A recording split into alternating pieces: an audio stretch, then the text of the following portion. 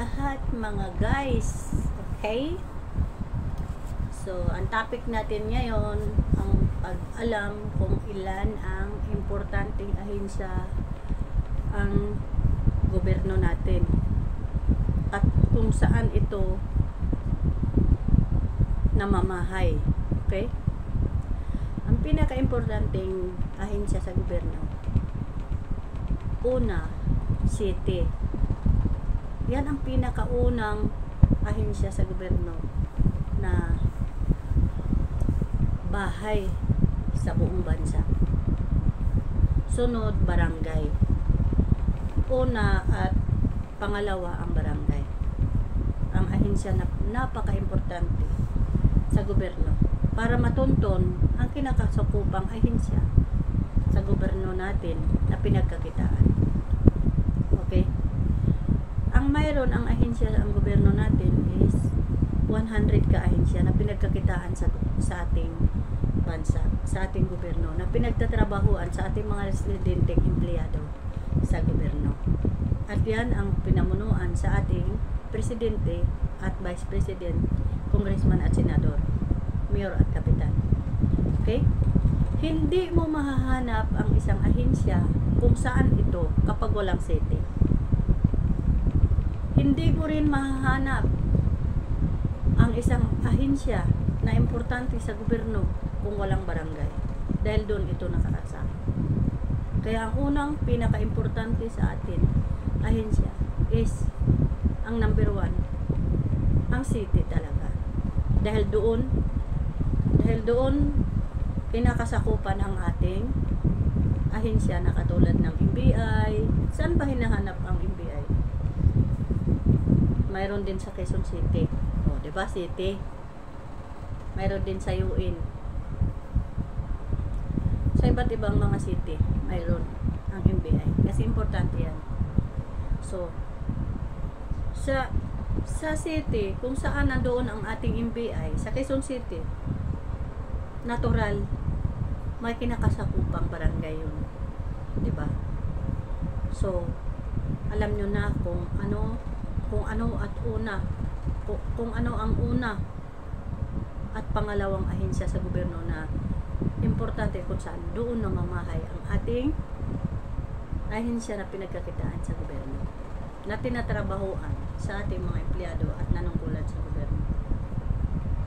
Okay? So, yan lang muna. Ipinaalam ko lang sa inyo, dapat alam ninyo kung ano at una at pangalawa at kung ilan ang ahensya sa gobyerno ang mayroon tayo. Dapat kumpletuhin natin yan. Kung nakulateral man yung iba, pwede naman tayong gumawa ulit.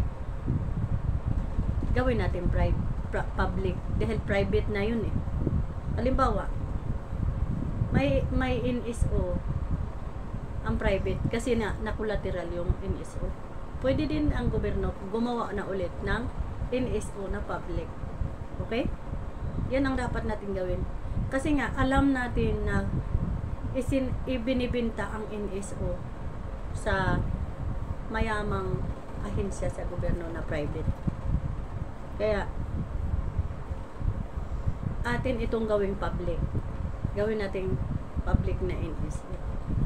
Kasi naging pwede ang NBI na benta din yan na collateral din yan sa mayamang tao ang NBI. Pero gawa tayo ng NBI na public. Okay? Kaya mahal ito. Para ang lahat ng pinagkakitaan sa gobyerno, makumpleto natin ang 100 ka-ahensya sa gobyerno na pinagkakitaan. Dahil dyan tayo kumukuha ng isasahod sa ating mga empleyado sa gobyerno at mga nanungkulan sa gobyerno para hindi tayo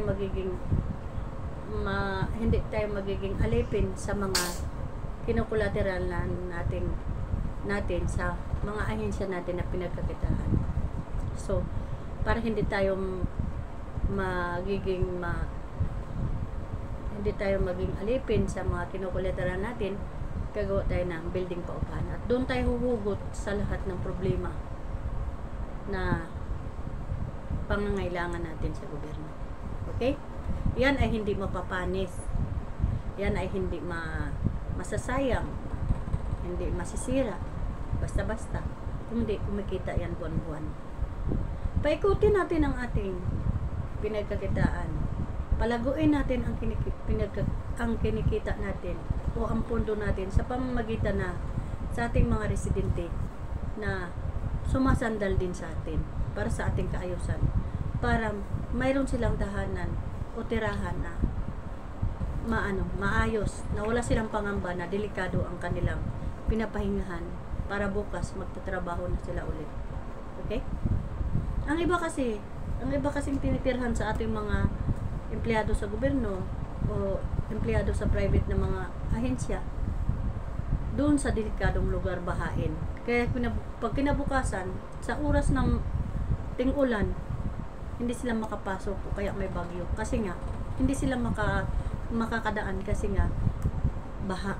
So kapag halimbawa mayroon tayong bahain na lugar, kung may helicopter naman tayo para sa ating mga manggagawa, kapag mayroong bahaing lugar na at doon nakatira ang ating manggagawa sa building paupahan, mayroon tayong eroplano o helicopter doon na nakatambay sa oras na mayroong mga empleyado doon sa kahit saang ahensya, pwede natin ipahatid sa ating helicopter. Okay? Para makakapasok kahit ulan man o bagyo. Ulan man, huwag lang bagyo. Kasi nga, baka delikado ang ating helicopter dyan. Kailangan natin yan. Ang igawa natin ng katulad akong ilong dito sa gilid. Kung gagawa man tayo ng tulay, gawa tayo ng skyway, bili na lang natin helicopter para hindi traffic, di ba? Inuulit-ulit ko yan sa inyo kasi nga yung iba kasi hindi nakakaintindi, di ba?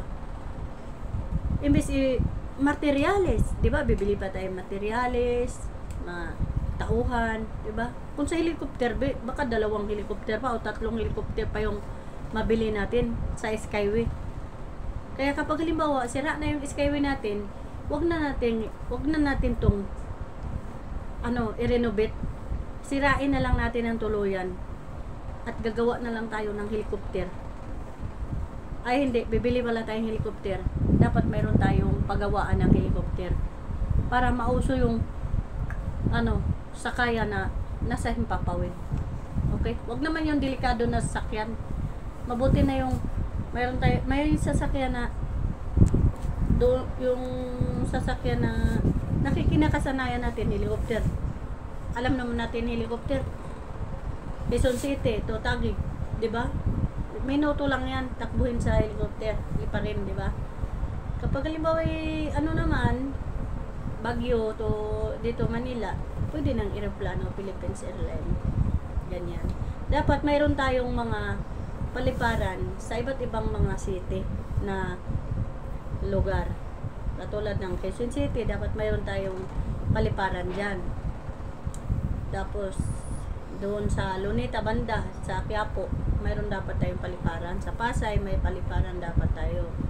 Sa Paranaque, dapat may paliparan dapat tayo. Dito sa Taguig, dapat may paliparan dapat tayo. Para doon, tutug pa ang mga helicopter at saka aeroplano para hindi na matraffic. Diba, ang ibili natin ng mga materyales sa mga skyway, tulay, helicopter na lang, aeroplano. Kaysa gagawa ka pa ng mga pangmatagalan pa yan. Diba? Saka hindi pa delikado sa baha. Yan na lang na atong gagawin. Okay? Alam na natin. So, gawin na natin. Huwag na tayo magpatumpik-tumpik pa. Yung ating 244 billion, yan ang ating ibili. Okay?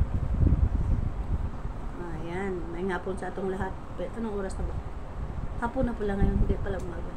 Sa amin kasing mga guardians, kahit hapon na, good morning pa rin. Guardians. Gentlemen, United Associates, Downlets, Engineer, Advocates, Nation Societies. Diba? Alam ko yung meaning sa guardians.